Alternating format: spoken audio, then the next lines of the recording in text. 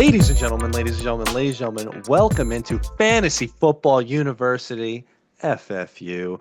I am Mr. Bill DeCousis. I'm here with Mr. Tom Lang, coming to you yet again in the off season today for some tight end rankings. Mr. Lang, how you doing? Oh, I'm ready for some tight ends. Lots of tight ends today. Lots of tight ends. We'll jump into that in a moment. Let's cover a little bit of news from around the league. So lots of training camps happening. Lots of Lots of injuries. scares happening as well too. Lots of scares, lots of injuries, lots of interesting little quirks and quips. I have a few things I wanted to cover, but I wanted to see just on the maybe the biggest impact news if you had any more updates on this. So the Najee Harris situation. Um, so he's at camp, but he's not practicing. It's got some Uh, big sunglasses on apparently. yeah, he's got some kind of an eye thing. Given the situation with him, unless more clarity happens, I am not going to feel as, let's say, not doom and gloom, but as poo poo that I was on the Omarion Hampton situation because I'm like people, I was essentially telling people you're getting too high, assuming that these rookies are just coming in, they're getting the work, they're doing all this. Najee Harris is there. They brought him in. He's gonna be a focal part of a focal point of the offense. But if his eye situation notwithstanding, if he doesn't get in any practice, I'm going to feel a lot better about Omarion Hampton coming right out of the draft. I mean, Yeah. Yeah, I'll feel a little bit better with him too. I mean, obviously based on ADP, I mean you're getting him at a steal as well too. So he'll have to take a bump up in our our tier system slightly if that's the case. But yeah, I mean they did bring Najee Harrison for a reason. He had a little bit of a setback based on a firework injury. Um, and yeah, I mean he's on the sideline right now with some big glasses. I mean you may never see, we may never ever see what is under those sunglasses because he'll probably wear a visor during the games. well, it might just be a visor if he physically did something to his eye where Yeah, it's like a visor's not going to help that situation. We're going to keep our eye on it. But I am feeling better literally. about but I am feeling better about the Amari Hampton situation. I have a couple other fun little news from the NFL. Do you have any pertinent information you want to cover? Yeah, Chris Godwin's injury Yeah, is, yeah. as everybody knows, I've been so set, ready to go for Chris Godwin this year. I think that there's going to be a slight setback with that, based on the second procedure that happened in the off season. Um, I mean, things can change, but I don't think there's a rush for the team to bring him back based on the talent they have out there. So I mean if his ADP doesn't change, that's really hard to take him at that position and to draft him in the fifth or sixth round right now. He may be more so, if he's sitting there in the eighth, ninth round, which I highly doubt, but if he's sitting there, I think that's going to be a really value pick, kind of like your same situation with like Judkins and what he's got going on over there and whatnot. So. Um, yeah, I'm a little hesitant more now on Godwin. He's just so ultra talented. He has great chemistry with Baker over there.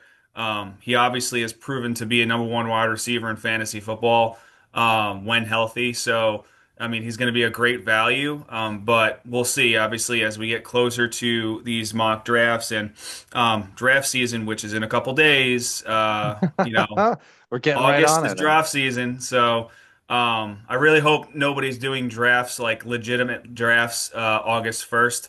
But when you're mocking and you're training for your draft is obviously a good eyeball to see where some of these players are going to be landing. But I would slow down a little bit on Chris Godwin. He's probably going to be taking a bump back in our tiers based on the setbacks that he's having. Yeah, I couldn't agree more. We're gonna have to relook at. I mean, that Godwin situation really impacts a lot of guys in Tampa Yeah. Bay. How we think about a lot of the other wide receivers, possibly Baker, maybe not so much because he's got so many options there. But just generally, maybe we'll bump up Mike Evans just a bit, especially I in the early part of the season. So it's got a lot of ripple effects there. I think Um, I think the young receivers take hold. they do. They do. maybe one or two guys that we really, really like. or maybe both. Maybe both. Well, we'll get to that. Um, so I got a quick bit of news here that so, and it's going to affect really what we were going to talk about today because as everybody knows, tight ends like there's a couple guys at the top, and then there's like a giant gap basically, and then you could punt, and then maybe you could take your shots. One of these guys that I would have taken my shot on, I can't take my shot on anymore. So Baltimore Ravens. Backup quote unquote tight end Isaiah Likely will have surgery this week to fix a broken bone in his foot. He's out at least 6 weeks, depending on the outcome. Yeah, so there goes my feelings about him. And we'll bring up Mark Andrews too. We'll Yeah, have to, so obviously a bump up for Mark Andrews stock. I mean, we'll talk about tiers and where we oh yeah, see him. I still don't see him in that high ranking area. But he could surprise us. yeah. Another quick note. So running back Zach Moss for the Cincinnati He's been Bengals released. has been cut released. Makes me feel better about Chase Brown, and I mean that Yeah. basically makes Roshan really the backup there. I don't want to say handcuffed necessarily because we've never really seen it before, but we always liked Roshan's talent. And so it's hang on a second, wait a minute. Roshan Johnson is on the Bengals, right? From Am I from mess? Am I last messing this up? Wait. no Herbert, Khalil Herbert. Oh, sorry. That's why I mixed it up. So Khalil Herbert, who used to be the backup on the Bears, he's now the back. And yes, we did believe in his talent. He's the backup now on the Bengals. Uh, Again, I wouldn't be jumping at the opportunity to take Khalil Herbert as a handcuff, but it's just worth noting that now this is Chase Brown's backfield, and they're going to be on a high-powered offense. It's something to keep a look on. I mean, they're going Ro to be throwing the ball 60 times a game, so he's going to be a primary opportunity to get some little dump offs. I knew I was losing it. I'm like I was mixing up Khalil Herbert and Roshan Johnson, but they both played for There were Chicago. Bears at one point, and Both still played for is. Yeah, they both play for Chicago. Xavier Worthy is currently in the concussion protocol. He should be fine by the beginning of the year. I'm feeling really good about him. Our boy Um, Cortland Sutton gets his extension. yes, that was the other big one. I'm glad you mentioned it. So we are feeling very good about Cortland Sutton. We think he's got at least another Feel even better now. real great year in him. By far the best wide receiver on that team. The guy that Bo Nix is looking for every single play.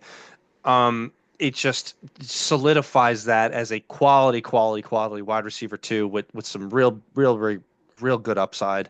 It makes me feel better about Bo Nix. I mean, it's just locked in. Yeah. They're gonna be a good team. Another quick little injury note. So Juwan Johnson, who might have came up as a late round shot guy in the conversation we would talk about today. By the way, he tight end for the New Orleans Saints. He got some kind of an injury during practice. Kellen Moore would not reveal more than that. We'll see So what you're really happens. talking about Jawan Johnson over Malik Neighbors exiting practice with another shoulder injury? I mean, listen, That's that's why this is a tag team show here. You could bring some Yeah, I stuff up. see So again, that, but I mean, Jawan Johnson is your just little baby for the past couple of years. I mean, Malik Neighbors exit practice on Tuesday with another shoulder injury. He had a shoulder injury last year. He had a shoulder injury at LSU. So this might just be a consistent questionable tag, playing every single week kind of guy. But this is obviously a high-profiled number one overall pick for somebody, and gotta keep an eye on this one because if he's practicing, that's great. If he's not playing in preseason, it's okay. But um, you know, because they might want to protect him, but you might want to see him get some snaps in preseason, um, and develop more chemistry with the offense. But again, it is Malik Neighbors. He's gonna get 100 plus targets. He just got to stay healthy. any other news you want to bring up here? Yeah, I mean, so it's been a little bit more clear in the Minnesota Vikings backfield that it's going to be pretty much a split carry situation. So, Sure. I mean, I think that's fantastic for Aaron Jones, to be honest, and it's going to benefit Jordan Mason as well too. Yes. I think that's going to be a really good offense when it comes down to running the ball. I mean, say if somebody gets injured, then 1B takes over or 1A takes over full time. I think it's a great, great opportunity, especially with a young quarterback that's coming in, and obviously having the presence of what they have on that on the outside with Jefferson, Hawkinson, and Addison. I think it's going to be a really great offense to really look at. So we should point that out. You know, like we are feeling good about the Vikings offense despite JJ McCarthy taking over. I mean, we have some faith in JJ McCarthy that he's going to have his growing pains, but that is a very, very good team. Kevin O'Connell is a good coach. And we feel great about Jordan Mason as a late round pick. But to your point, this is good for Aaron Jones. Aaron Jones has seen the best success in his career when uh, like he has high efficiency, but maybe he's not getting 300 carries. You don't Yep. need it. That's not what Aaron Jones needs. He's a super athlete. This is going to be great. I think the offense, there's a lot of value to be had there. On the receiving game, we might be talking about the tight end. We're definitely going to be talking about the tight end a little bit today. We'll see if we agree, disagree about him. But Justin Jefferson, still, he's just the quarterback agnostic. He's going to be great. And honestly, you know, we watched a bunch of Michigan games the last 2 years, or sorry, not like 2 years ago, etc. We have some faith in JJ McCarthy. We think he can. We think he could be a real good NFL quarterback. So we'll remains to be seen. I'm gonna slow down on that. Just, I think there's gonna be, I know some mistakes happening, but there I will think be he mistakes. he will Yes. turn into a solid quarterback. Now, I don't know if it's gonna translate to fantasy football, um, but we'll see. The other one actually, and this could be not so bad, but Xavier Worthy actually is in concussion protocol. I brought that Um, up. Yeah. oh, sorry, I Yeah. wasn't paying attention to you. Yeah. This is fair. That's very good content for everybody to see how much we listen to each other. Um, ready to jump into some tight end discussion here? Of course. All right. I will bring this up. Why don't you catch everybody up here? Yeah, so we are talking tiers of tight ends this week. Past couple weeks, we've been talking about quarterbacks, running backs. We had two shows on wide receivers, and today we are talking about the tier system on where we believe some of these players will be, targeted. We're not really, in a sense, we're talking in a sense, ADP falls in line in a sense, but again, we're talking about Wh- quality of tight end where we Where we see them. specifically agree to rank them together. We'll articulate our reasons why. But yeah, I think we've obviously this is our last show of tiers, and hopefully there's no more tears that are falling from our eyes. Yes, very, very good indeed. And what we're going to have an opportunity right before everybody does their drafting, maybe a little bit later in the month or early in September, to revise our tiers in case anything changes. And you know, for the most part, Tommy and I are pretty close on almost a lot of everybody, but we'll point out like where we have some disagreements. And you guys, this is good for everybody to hear how we do the process for this. So just to reiterate with everybody, so these tight ends. So we're doing this based on half point PPR. And let's just get right into it. So I have a feeling we're going to agree on a couple names up top. Most of consensus has Brock Bowers in the top, just top on his own. I disagree. I think Brock and McBride are exactly neck and neck. Right? Yeah. Do you agree with that? Yep. Yeah, I think that Pretty much. starts at they're their own category. They're going to receive 120 plus targets a year, Yep. which is tremendous value for the tight end position. It sets everybody them away from everybody else by far. Yeah. We should point out, I mean, we touched on this a lot during the offseason about draft value here. So and Tommy and I just generally agree on this. So because we basically see them exactly the same, we're probably none of us are probably going to have Brock Bowers on our team. Because we might have a chance at McBride, depending how we're feeling, how far he drops, but where they're going, like you guys have to consider opportunity cost. Brock is going basically as 112-ish, something like that. Yeah, Um, he's going pretty much this early second round. basically. And McBride is going the end of the second, really. I mean, Yeah, end of the second, early third. how far, I mean, honestly, for me, the way I construct my teams, unless I'm the 101 and then he comes around and he's still there, I don't think I would consider him anywhere in the second round.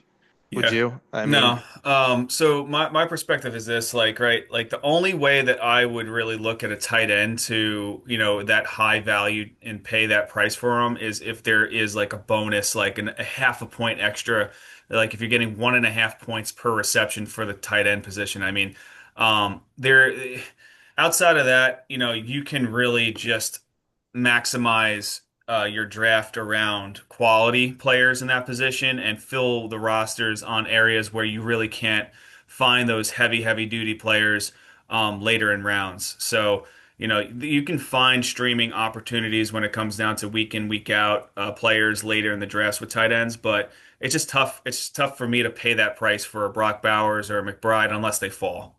it's so expensive.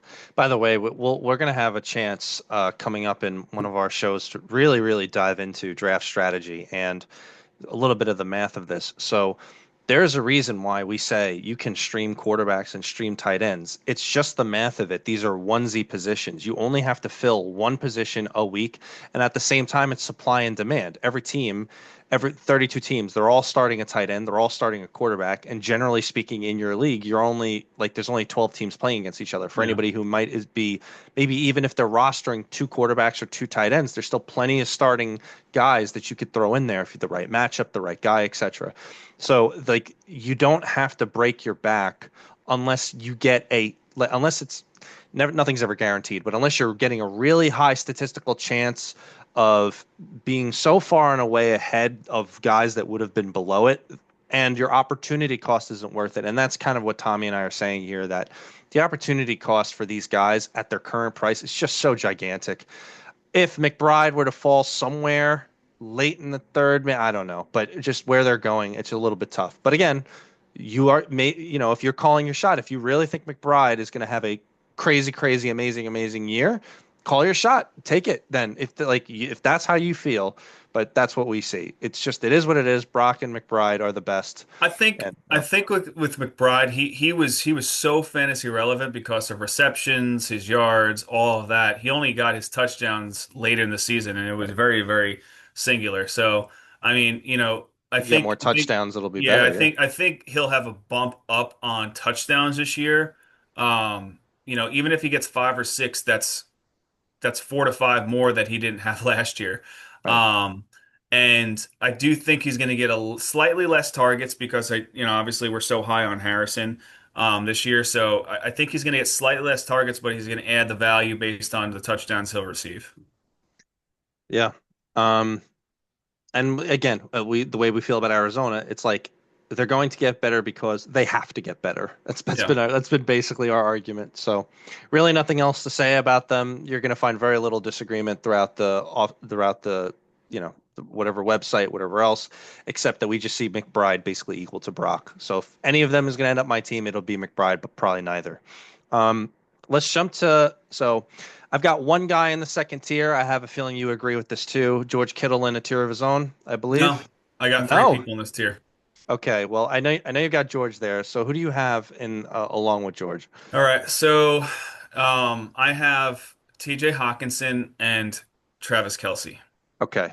Now, I've got them below there, but go yeah. ahead. Make the And argument. so Kittle's gonna be a target king. He's pretty much the he's a wide receiver on that offense as well too.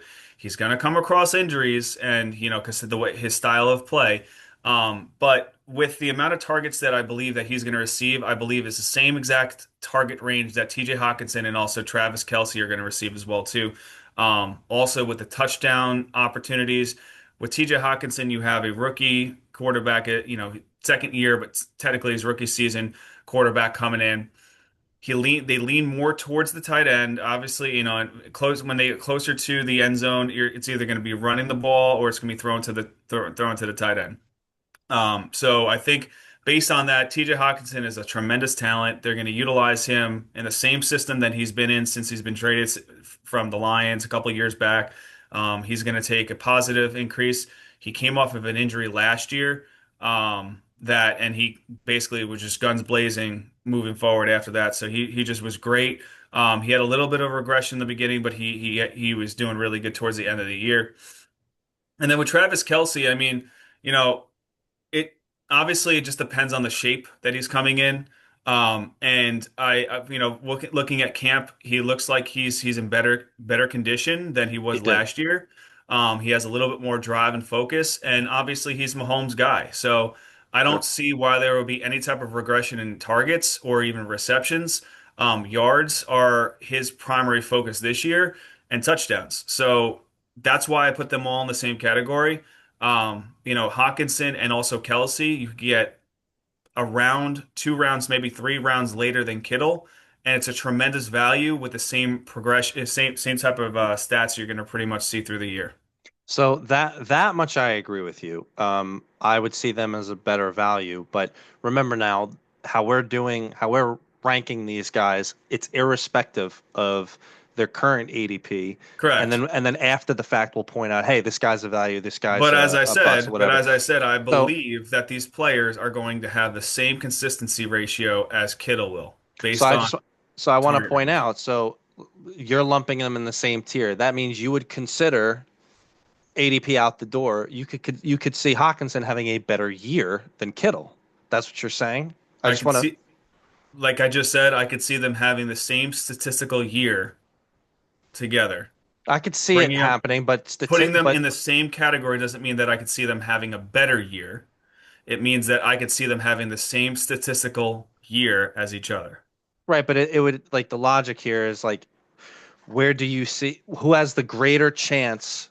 Like, is the greater chance of player X significantly higher than the chance of player B finishing higher than the other? You know what I mean? Well, Where it's versus it's marginal. the way you're explaining it is like if Kittle's in the same category as Brock and McBride, they're not. They're not right. I believe that Kittle, Hawkinson, and Kelsey are in the same category based on the targets, the statistics that they're going to see. Through the years, they are the same player. They are the same dynamic. They have some setbacks based on injuries and being fat some years, but they come back and I think this is the year. I think this is the year you could get again value for the same category and tier. I will say this: I if we're gonna agree to disagree, then I'd put Hawkinson and Kelsey in tier three by themselves. That's fine. That's fine. Um, Because I mean, I believe that they should be in the same tier together. But if we're gonna argue this for hours, well, then I could settle this. But I know, and all of our fans out there know, I believe that Hawkinson and Kelsey are in tier two. well, let me try to We bridge the should make gap. that tier 2B. Let me try to bridge the gap then. I agree with everything that you were saying about Kelsey. Let's assume he's as in shape. It looks like he's gotten in better shape. Um, Mahomes is going to need him. Mahomes is going to go to him. My point about where he's at is like it's he's not going to be as good as he was in 2019, 2020 or the other years. It's going to be it's he's on the downturn. He's on the lesser part of his thing, and it's very very difficult for me to see him like versus Kittle, where Kittle still is basically this is probably like the last year of his dominant prime in a year in which like they're bereft at wide receivers or the wide receivers are leaving or getting traded or whatever on a team that's Super Bowl bound versus obviously the Kansas City Chiefs are always Super Bowl bound. I just don't see them exactly the same thing. Hawkinson, though, I'll echo every one of your sentiments. So JJ McCarthy's a new quarterback. What do we say all the time about new quarterbacks or rookie quarterbacks? Like they tend to lean on shorter area targets. Obviously, Justin Jefferson's going to get a lot of stuff, but he is going to be utilizing Hawkinson, who's very talented. He had a difficult time coming off the injury last year, but he's always been like a Well, also J.J. really great tight McCarthy, end. when he was in Michigan, that's what he did. He leaned towards Yep. the tight end. His play action is when they had their running game working, he could utilize the play action to get those little dump offs and get down the field for 30, 40 yards with the tight end. I couldn't agree more. Um, So, but it's not the same level of okay. what would So what that's would fine. always be We'll Kittle. agree to disagree. We'll keep We have Hawkinson to. and Kelsey in a league of an area of their own in Right. tier three, and then That's we can fine. move on to tier four. All right, so let's just quickly mention now. So based on stuff that we just talked about earlier today, I probably would have had these two here on their own. Um, but I think I might have to include Andrews now, based on the information we just learned about likely. What do you think? I don't know. He's in my next tier. Okay, He's in that's my next fine. tier. Yeah, I have three people in that Would you next have tier. felt that way no matter what do, would no matter the likely news, No, or does no, this make you no. like, oh, okay, No, no. Actually, I actually have him. If I look at my rankings, I have him in. I think he's 15th overall. Mark Andrews. okay, Which that and 15th. again that was pre likely. So if I could bump him up potentially to Gotcha. 12, inside the 12 or at 12, but Right. value wise, I mean again, I could see him there. Um, but I value him in the same category as like Sam Laporta, Right, I agree. Jake Ferguson. We'll Um, get to him. well, we'll fight on this one because Jake Ferguson is going to have a lot of I'll targets this year. I'll compromise on. I know what I know where you're going in your head. We'll probably end up compromising, but let's just quickly mention. I was kind of with you. I was going to be very low, lower than consensus on the Andrews, basically up until I just heard this likely news. So I think this is right about where he goes. Um, over the guys, or sorry, below the guys who were considering like real focal points of the offenses. And like now he's just going to be like a consistent guy. Now it should be pointed out, likely will come back at some point. So maybe we'll have to see how we feel about that halfway through the year. But again, the first part of the year is always the most important. So I'm right with you at Andrews. Laporta, as the year went on last year, he started to resume more of the kind of role that he had toward 2 years ago when he was the number one tight end. But it should be noted that there's a hundred weapons and 100 targets in Detroit. So again, lots of upside for activity, but you're kind of banking more on the realm of like, okay, is this going to be more on the lens of what was going on 2 years ago versus last year? Well, it was also they were playing at that point when he started like breaking off and stuff like that. A lot of it was because the defense was letting up so many points. Didn't matter who they were playing. They had nobody on defense really, so they weren't able to contain the game in a sense. They had to basically score 34 to 35 points per game. Sure. So he was getting anywhere from basically 7 to 10 targets per game. No, you're right. But I agree with you. This is probably right about where he goes. I have another name before, and I know you want to include Ferguson, but I have another name. So this is one of these things. It's like everything we keep saying about Cleveland, man. It's all about Flacco. I would have Njoku here if Flacco's the quarterback. Um, but we know he's not going to be the quarterback forever. Maybe it's just like bank in on when you think the guy's going to be there. I don't think I ever actually asked you. So this whole Cleveland thing, like, how do you evaluate any of these players, assuming that you know Flacco's not going to be the quarterback the whole time, even if he's good? Like, how do you think about all this stuff? Well, Flacco is getting quarterback one snaps, so I think he's going to start the season as QB1. So Sure. unfortunately, it's tough to really articulate if I can really set Njoku with the talent that he is as a draft and sit kind of player. Um, Unfortunately, I think I have him in the category as streaming. And You might be right. and again, you're gonna pay a price for him for draft, but is it worth the value for a season, right? So I just don't know if, especially where he's going, there's other valued players that have more of a set. This is my quarterback situation, on barring injury, and the organization is a little bit more structured than how Cleveland is. Okay. So I just don't That's know. fair. I don't know if I really will feel comfortable with taking any of the Cleveland Browns players, to be completely honest with you, because of the situations of what's happening with the quarterback play. I mean, when you got five quarterbacks back there, good luck. You know, one's going to pop off, one's going to do well, but it just depends on when it's going to happen. And honestly, if let's just say it this way, like you start the season, you're super competitive, but unfortunately you're 0 and 4. Season's not over, but you have a Cleveland Brown player on your roster that you're depending on. You might be digging yourself in a hole. Yeah. No, I can't. couldn't agree with you more. Um, so I know you've got Ferguson up here.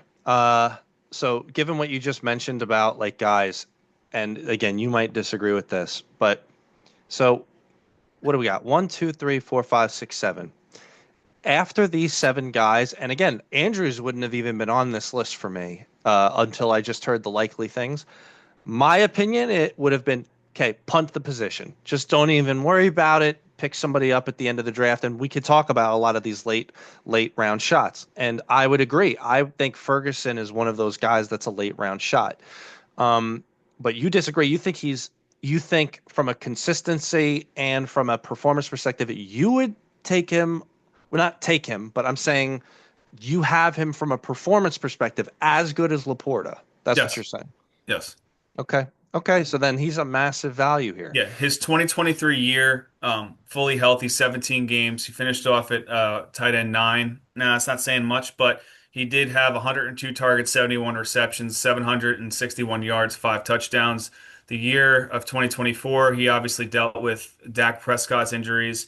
He had some injuries on and off as well too, so he wasn't fully healthy through the season. The offense was just horrendous. Especially with having multiple quarterbacks back there. And the only person that was basically getting targeted was CeeDee Lamb, because he's CeeDee Lamb. So basically, I really see, especially with, Dak's chemistry with that offense. I think Jake Ferguson is actually the wide receiver two before, Pickens.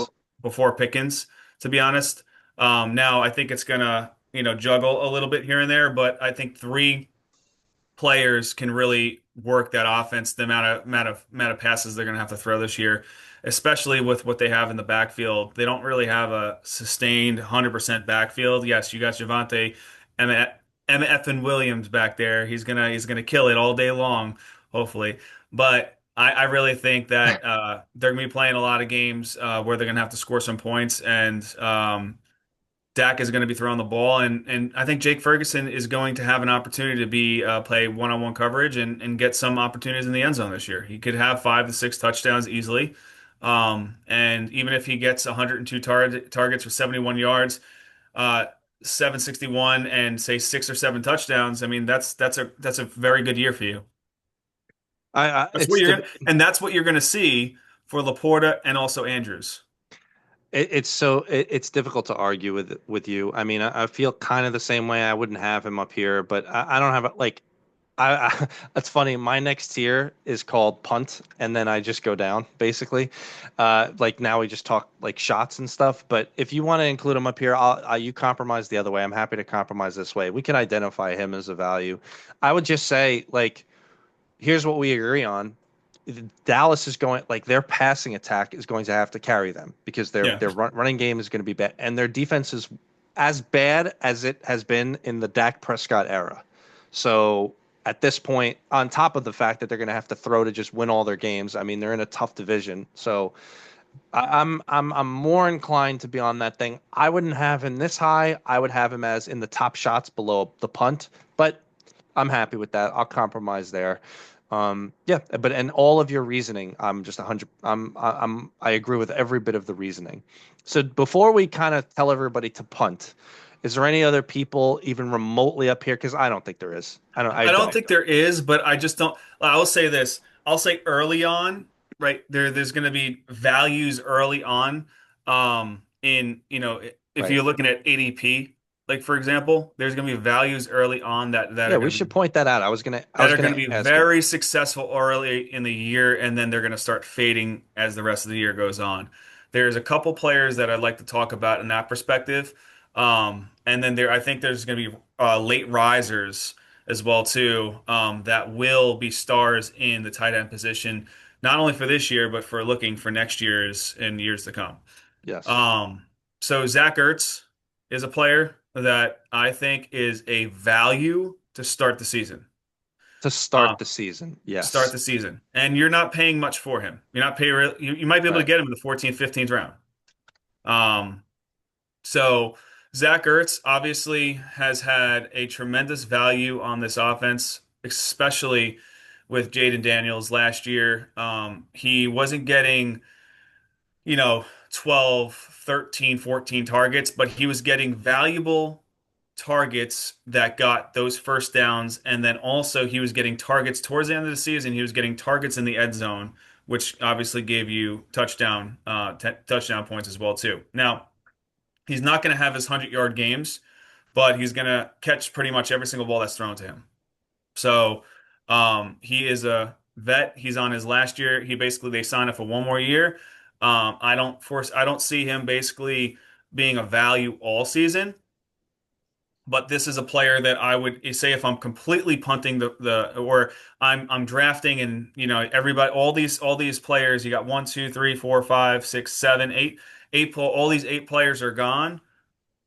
Ertz is probably somebody that I'm really going to start targeting for my late round, and I'm going to have at least 2 to 3 or maybe 4 weeks to really just set where I need to really put my thoughts for the rest of the season when it comes down to tight end. Yeah, and you could get like to your point, man. You could get him super late, Yeah, really, really late. And I will say, I mean, I'm not. It's not exactly that I'm banking on it, but they do have a very, very good backup tight end behind him, Ben Sinnott, who, by all accounts, like this is probably where he kind of takes that over. But I agree with you. For the first part of the year, Ertz is probably likely to be a real, especially because of the whole McLaurin situation, or they're more not like we'll bump him even higher if that's the case with the yeah, McLaurin situation if he doesn't sign. But all of your points are well taken. Um, do you have some other names you want to point out? Because I definitely have a few names here. yeah. So Tyler Warren, I have a whole separate category, basically to talk about the rookies. You want to hold that off? We could talk about them sure. after that. Yeah, let's hold off on them. Sure. Another player that I'd like to talk about, there's two more players that I would talk about in this position because the other guys are, I don't know. I mean, I mean, I'll talk about those two guys and I'll throw out the reasons why I'm not so high on these other two guys right now. But Evan Ingram is another guy that Oh, I'd put as a late round shot. The reason is, I mean, again, he's all his ADP is high for what it is. He's going into his third offense. Different coordinator, new system. Sean Payton is obviously his coach now. We all know what Sean Payton does when players just don't do things right. Um, but I think, obviously with the chemistry that Sutton has with Knicks, I think that there's an opportunity for Evan Ingram to really take on a role as well there too. He's a great talent. He's not at blocking tight end, but he's like, he's a good target monster. So I think that he could be an opportunity that could be a really good streamer week in, week out. yeah. But how I agree with what you're saying, but what we're saying about him is not commensurate with where he's going. So he's probably not going to be on our teams. People are not drafting him as a streaming tight end or as a late round shot, how we have him. People are drafting him as a bona fide starting tight end, top eight or whatever it is that he's going. I'm telling people Um, to just don't draft him. Just well, just that let him drop. all right. Well, people aren't going to listen to that, so he's probably not going to end up. But because that's generally how we see him. People should be aware that this is Sean Payton, so they're going to look to run the ball a lot. They're going to look to, you know, rock and roll with Bo Nix. I mean, they got a real talented cast of young wide receivers below, obviously, superstar Cortland Sutton. So Yep. those are all the reasons why we're lower than consensus, but it doesn't mean that if he fell to like, 11th, 12th, 13th round, we're not going to say to take him. So that's why we'll call him a late round Yeah. shot. Um, I want to call out two My names. other guy, Oh yeah, go ahead. Go ahead, please. my other guy is Hunter Henry. That's He's super consistent with targets. I mean, even if he gets 5 to 6 targets a game, I mean that's 5 to 6 targets a game that tight ends really don't get. So, especially with Drake May back there, new system. I think Hunter Henry is a great value late round if needed, if you're punting a position. yep. Couldn't agree more. And I would say it's even higher if Stefan Diggs doesn't play. It will Hmm. remain, which He'll I play. think he's going to play. Yeah, Yeah, he'll play. I don't know. Plus the whole boat situation. There's a whole thing with him. So I got two names I want to talk about here, both of which are What's going to be. wide receivers and boats? I don't know.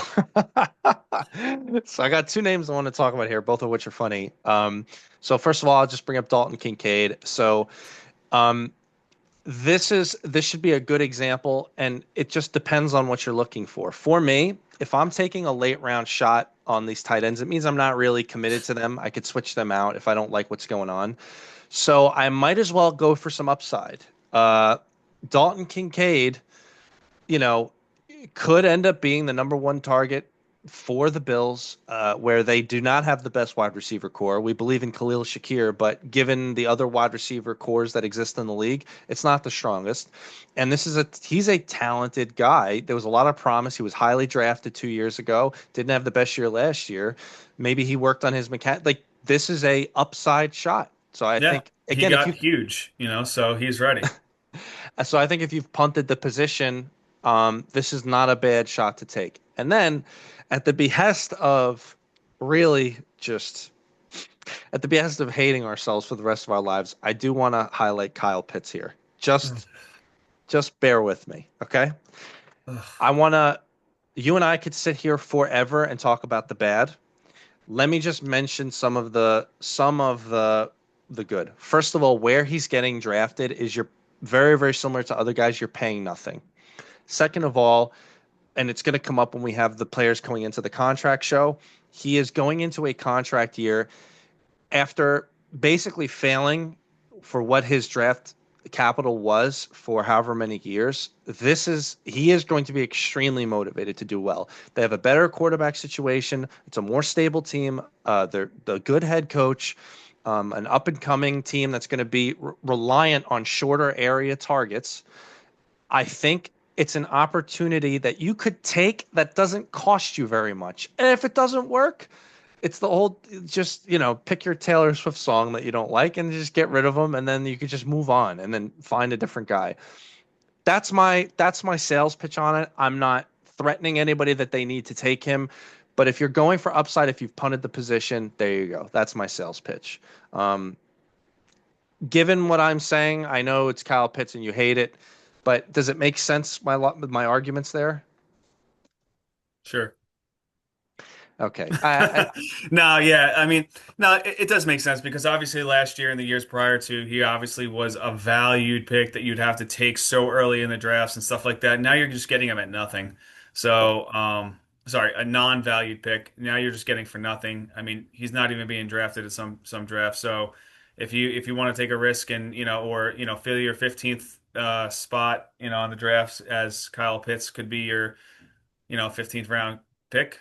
And I mean, I mean, the likeliness of people basically making some waiver moves, before the season starts is very likely on a lot of teams, especially with their 15th round pick. So, just he could be a guy that you just pick up, and if you want to just drop him, you drop him. But if you feel something about him, just keep him on your roster. I hate to say this, but I think I'm going to end up giving that a shot on any team that I don't you know that I'm punting on tight end. By the way, we kind of alluded to it a little bit before. We should probably mention like a lot of these guys that are earlier investments, how low they would have to fall for us to actually take them. Because like we said, like Ferguson can end up being a great value. He's a good target to go on, but if we end up taking an earlier tight end, he might not be on our team. So, for example, like we were saying about McBride, if he fell to the third, I would take that investment. Before that, I probably wouldn't. Kittle, I've been saying in all the mock drafts, if Kittle in the fifth is automatic for me, but now he's going in like the third in some Yeah. drafts. So I will not see Brock Bowers, McBride, or Kittle on my roster at all. probably not. Um, There's so Hawkinson much and value in the first three rounds I know that I can't pass up on the one Z one position, right? singular position. Hawkinson and Kelsey are actually moving up the boards too. Yeah. So it's worth it keeping an eye on ADP because you could just take But these if I late could late get shots. Like as I explained earlier, and I agreed to disagree with the order here.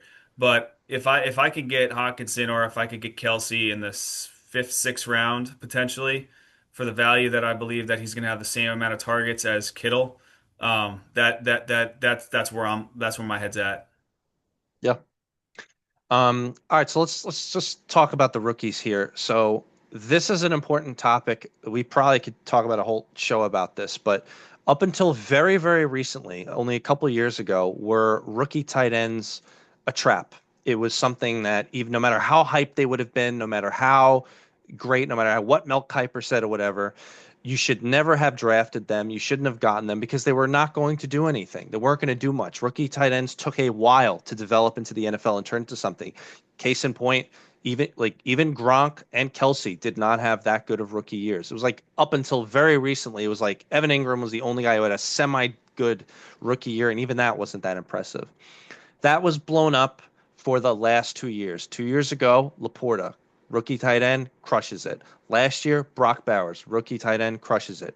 And not just crushing it, we're talking league winning type of performances. So I don't know if it's a trend or not, but it's something to pay attention. So, case in point, let's just touch on all of the rookies here and just make a mention of where there is upside. And by the way, I'm pretty sure none of them are going in the top 10. So, like, you have some options to take a shot here. So, Loveland is Loveland's the big one. He's the one in Chicago. Now, there's a lot of Yep. weapons now in Chicago, but it should be noted that the coach who coached Laporta is now the coach of Loveland. So Yeah, but you also got Colt Kmet over there, who's also proven himself to be pretty that's valuable true. in that offense. That's true. Just worth So when keeping they that in drafted mind. Loveland, I was very shocked that actually I they was too, drafted a tight end. But dual tight ends for protection could be a thing as well. and they need it. Ty Warren, who some thought he was the best tight end in the draft, he went to Indianapolis. He is, I think, probably has the best chance to be a big focal part of the offense. They're Well, going to need him, him. him, and the next guy that we're going to talk about, I think, and I'll explain my reasons why behind Taylor as well. But I do think that Warren is going to have a very, very, very, very great opportunity to finish strong and have a really good year this year. I think he's definitely worth the late round shot, well over Loveland, and we'll adjust that when we get to the our final rankings. Taylor, to your point, I mean he's the Jets' second round pick, I believe he was. Um, And how many wide receivers are on that I know offense? I was about to say you got Garrett Wilson, And and that's the end of yep. the conversation, Yeah, really. so Taylor is going to have a tremendous year. He's going to be a nice. I mean, just think about it when Justin Fields was in when Justin Fields was on the Bears. He made Cole Kmet have some tremendous games. Now Cole Kmet, I He don't did. think it's the same same kind of caliber tight end as Taylor is. I think Taylor's a better talent. And I think that obviously he's going to have a really great opportunity to be the wide receiver two in that offense. Ferguson is I believe a bunch of these guys went in the second round. So Ferguson was the second round tight end taken by the Rams. So the whole Tyler Higbee situation in the Rams is really interesting the last couple of years, which years that he's being used, which ones he isn't. I am not so hot and bothered that the way that, like, if you were to go on Reddit or Twitter right now, the way that people around the league seem to think about him and what he's going to perform this year, I'm not. Um, I think that it's going to be a complete target slash, like every carry and every target is going to Puka and Kyron Williams. Now I know you think, and a lot of them are going to Devonta Adams, and that's just how and that's how Sean McVay does it. It's very he focuses on the guys that are superstars, and that's kind of it. So I don't see a lot of value there. Um, do you, or is there, like, do you agree with that, or? No, I agree. Okay. And then the last guy, this is actually one I wanted to talk about. So Yeah. if I had to pick the names here that are going to at the very least get volume, Warren would be at the top of the list. Taylor is probably there, and Arroyo. By the way, Twitter's who's Arroyo? Arroyo is the second round tight end taken by the Seattle Seahawks. Seattle Seahawks have just released Tommy's favorite player. Santa Claus. So one of the they released Santa Claus for two reasons. Number one, Fant was asking for too much money, and number two, they had a very seriously athletic, awesome rookie tight end. picking up the slack where Fant just wasn't. He's looked great during camp. Every single thing that they've been saying about him has been good. The only negative is that he plays for the Seahawks. So how good is he going to be? But then again, Brock Bowers played for the Raiders and he was amazing for the Raiders. So I would identify at the very least he's going to get volume. He's going to be the starting tight end. He's a super athletic kid. I see there being value there. So keep it in mind.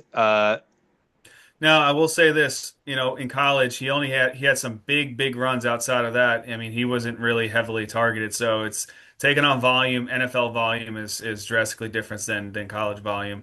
So I That's mean, true. I'd be slightly hesitant on it. When you got Cam Ward throwing you the ball, that's a different, that he was gunning it, and they were playing from behind, or trying to put up 50 points a game. But again, Arroyo wasn't targeted more than I think 25 times last season. I want to say I agree. I agree with everything you're saying. I just want, and we'll talk more about this during draft strategy. These guys in the late rounds, because you're not investing that much into them, you have the opportunity to move on if things aren't working or if you don't like what you're Yeah. seeing on the screen. But I want to point out, it's kind of like what I was saying about Kincaid. These later round guys, like unless there's some level of consistency going on, you really do want to kind of take some upside here.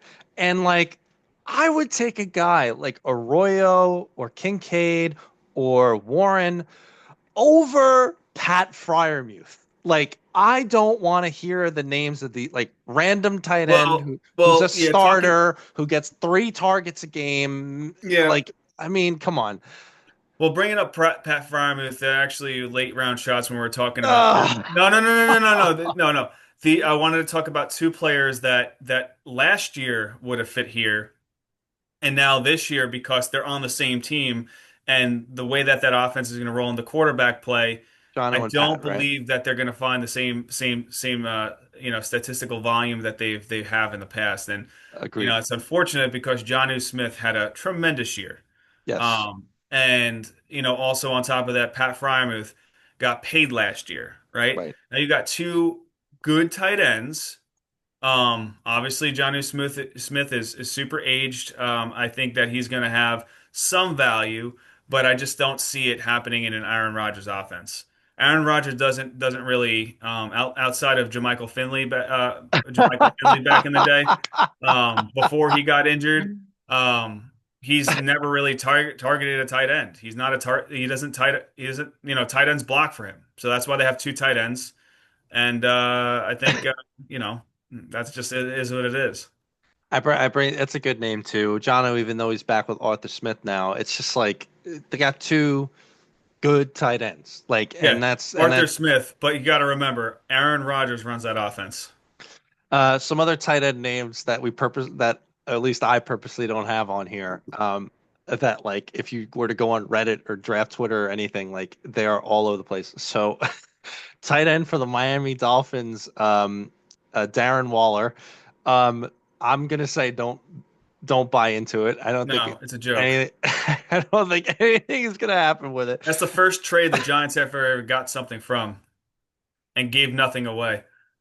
Basically. Oh, who is the other guy is the tight end for the Giants. Oh my gosh, I'm gonna forget his name. He had like 1 good game and then we liked him. Theo Johnson. There's no reason to Theo, talk about Theo Johnson. there's no reason to talk about him. Who's the Oh, and I was gonna bring up Jawan Johnson here. So again, given let's assume he Let's plays talk given about the the injury. 30th ranked tight end. I only want to bring him up to mention of like if you're taking a shot, you could do worse than the clear-cut starting tight end on a team that Tyler Show that's going to be his number 1 target. Now, how Okay, good that's going to be on a bad but we team? haven't, but we haven't discussed Tucker Kraft, who was the number one tight end a couple weeks in, last season. We didn't talk about Dallas Goedert, Yes, right? But honestly, I just you're don't right. believe that. I don't believe those guys actually have value going to this year. I think if anything, I don't think Goddard's really going to have the same value. I think I he's agree. seeing a slight regression. Right now, he's actually he's ranked 13th tight end on statistical boards and stuff like that. And Sure. Tucker Kraft is ranked number 10 on statistical boards. Yeah, and we're So lower than them on yeah, and we and are. honestly, I just don't see them as value plays. I think what's his name on Green Bay is coming back too. The other tight end, not where I is know it? who you're talking about. I know Yeah, who you're talking about. It Musenberger or something like that, or Musgrave. Musgrave. Yeah, Mu- Musenberger. Musenberger. Musgrave, he'll be back this year. So I mean, like I think that's going to cut in slightly. But again, two tight end systems, they work. I mean, Tucker Kraft is a talent. But and he had, the games that he had blow up games was when he had like a 80-yard touchdown, and then had maybe two or three more receptions and got like 40 yards on that. So he had 120 yards with a touchdown and maybe two touchdowns, and then it didn't happen for 5 weeks. Yeah, So I same think what thing. I think I value him more than I would value the Dallas Goddard, but I think AJ Brown agreed. and Deshaun Jackson, our other boy over there, is gonna see more targets than Dallas Goddard. I There was think actually talk. Sorry, there was also talk that last year they were even talking about getting rid of him. that's So right. I think what people should pay attention to, we could sit here talking about lots of guys that, hey, they might take a shot, they might take a shot. But really, what we're saying is we got a couple names here, 6, 7 names ish, that given where they would fall, we would give, let's call it significant draft investment into. After that, we are telling you as a drafter, pick who you believe in far along in the draft. That's what we're saying. Like we could our tight end rankings could basically be like basically these 6 or 7 guys, and then we don't have to put any guys here. Honestly. Honestly, that's perfectly fine. Then you just pick your poison at the end of the draft. There was a point at which we got when we did the quarterback rankings that we said the same thing. We got essentially to like 10, 11 ish, 12. And then it's like, okay, you believe what you believe about those guys. Like very few guys can we be like, look, we are advising to be, this is how we feel about this. This is how this is going to be. We know this is going to be a good year. But these onesie kind of positions, it's you kind of call your shot at the end of the sort of like at the end of the draft and say what you believe in and go pull that trigger. mhm. Um, so there's very we could probably joke around about another 10 names that we could bring up. We could start. I mean, we got to a point where we are talking about Noah Gray. You know what I mean? Backup tight ends at that point. So I know Tommy and I are in agreement. We're probably going to end up having. He might end up having Ferguson on a lot of his teams, but I probably won't have many of these guys on my teams unless certain guys fall. But that's probably a good way to think about it. Any other notable names you want to bring up, or did we kind of hammer that point home? You I think? mean, we could I talk mean, about Kate Ott I and know. Chika Okonkwo, but like I don't. honestly, I just Ugh, I don't I want think to. yeah, it's not time yet. I When agree. we talk waiver wires and we talk about those shows like as after week one and we start seeing some chemistry and we start seeing different things develop, then we might be talking about some of these other players, but that's why if you're not taking one of those top eight guys, or let's just say, for example, like top five guys, let's just say, Sure.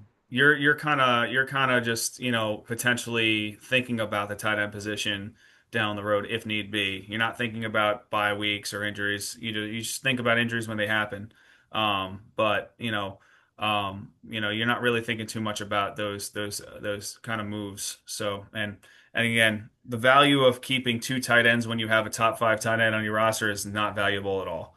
Nobody's gonna trade bait it. You're gonna be dropping that person. Just play fantasy football, right?